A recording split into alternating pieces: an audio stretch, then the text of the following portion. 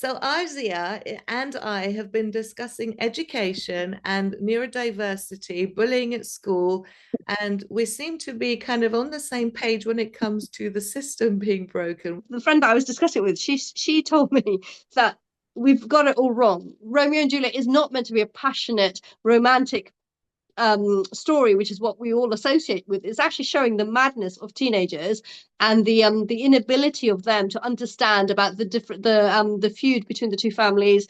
They kill each other. They die for love, basically. I mean, how pathetic. How unrealistic is that? How uncommon. That doesn't follow logic. So it's almost the reason William Shakespeare wrote that book was, and the story was to highlight how mad people can be in love, that you will kill yourself for love, that you will defy what your families are saying, what the logic is, what the safety aspect of it is, and things.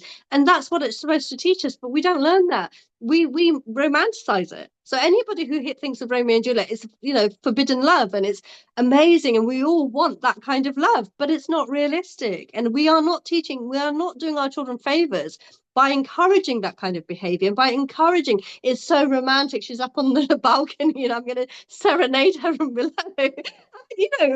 It's a teenage fantasy, but it's not realistic. I've had those fantasies as a teenager and as a young adult. It's not realistic in real life. No, and I hear you. I hear you completely. And we've got the whole Cinderella and Disney thing to also convolute things. You know what I wish? I wish they would do in education was to sit down and talk about the definition. Like, what is love? What is in love? What is infatuation? Maybe address it from that angle so that we don't confuse all this stuff.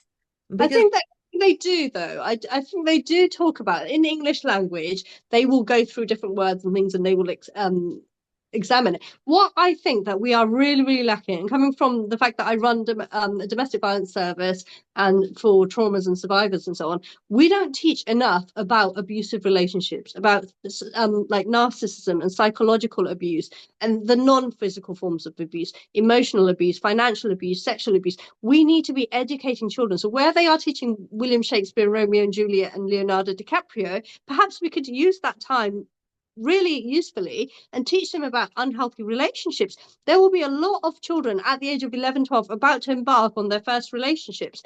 Do they know the red flags to look out for? Do they know what constitutes a healthy relationship and an unhealthy relationships? The amount of children I've heard of being in controlling coercive relationships from that young age, where say their partners want to control their phone usage, want to control who they're talking to.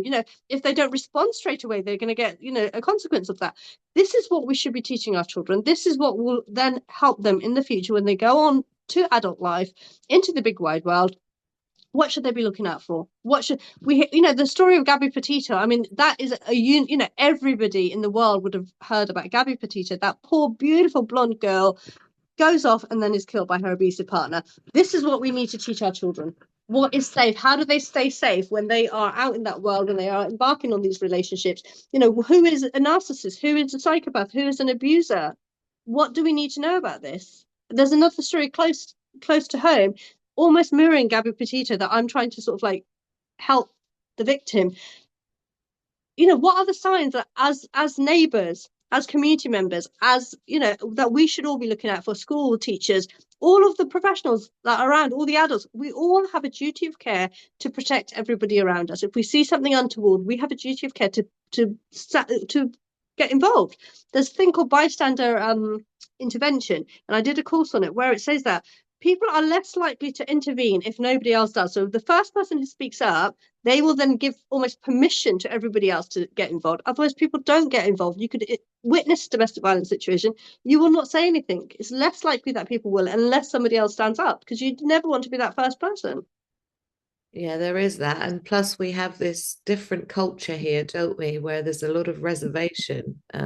Like another country, possibly people would step in easier, I think. People now tend to. I don't think so. I think it's the other way around, because if you think about Asian cultures where we're from, and places like that, people are less likely to stand up, because if you take it back to Victorian times in Britain, it's the domestic, it's a husband and wife thing. I was actually discussing this with somebody, I think yesterday, intermarital rape. People still don't, in the 21st century, agree that intermarital rape happens. Yes, we all know it does. How do you prove it? I have a client who's currently dealing with this, where her community members and the extended family and his family are all humiliating her and shaming her into saying, well, you're his wife. How can he rape you? Intermarital rape happens. A woman can say no right up to the point of having intercourse, and that will be considered rape if she says no and she is still made to have sex. As a society, as a community, as family members, do we understand that? Would we support somebody if they came forward and said that they were being raped by their partner? It also happens the other way around, where a man can be raped. I have male survivors that I support as well, who are being subjected to domestic violence and narcissism and coercive control. It's much harder, I believe, as a male to come forward and to ask for help, because, again, as a society, we condition men and boys not to cry, not to say when they're hurting, not to show their pain. That's why male suicide rates, male depression rates are much higher than women, because they just can't ask for help. I think even as mums, we kind of expect boys to not show their emotions. And it even happens in the country I was brought up in, Iran. And I've had this conversation with a few of my friends where we're like, well, we complain about these men being like this, but then we bring our boys up like this because, well, they have to blend into society. We don't want them to feel embarrassed or stand out. And it's that whole cycle that continues. So they do kind of grow up thinking that they have the upper hand. We have things like Kududul Talo, and mums laugh about this, but then we complain about the husband. But going back to the whole interference from outside or people standing up for us, I think I was more referring generally. Like if something's happening, when people start interfering, I mean, something like marital rape is quite specific, and not many people would know about that unless somebody like the wife said something to somebody. But the screaming, the shouting, the stuff that we can hear through the walls, things like that, people just go, okay, well, she's having a bad day. In Iran, neighbors would start knocking on our doors when my mum started getting like this. It's very, very rare, in my opinion, to see that happen here. Like, people would tend to call the police, and then the police would be like, okay, that's a domestic violence thing. They might go around and say, right, we've had complaints of noise. Yeah. But how many people would knock on their next door neighbor's door and go, is everything okay? So I think that you and I grew up in completely different countries, because from where I'm from Bangladesh, Pakistan, I've been to with my husband, people don't care. So when I went to Pakistan, they live in a very affluent area of Pakistan. It's where Bin Laden was captured. I literally saw 5 minutes down the road is where Bin Laden's house used to be, and so on.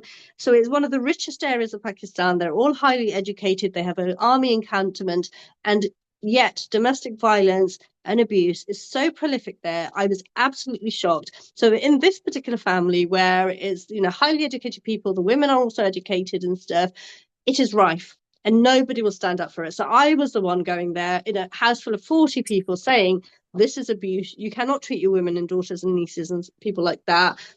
And as a result, I was then targeted for it. Thank you, Arzia, for sharing that. So it seems like we had a slight background kind of difference.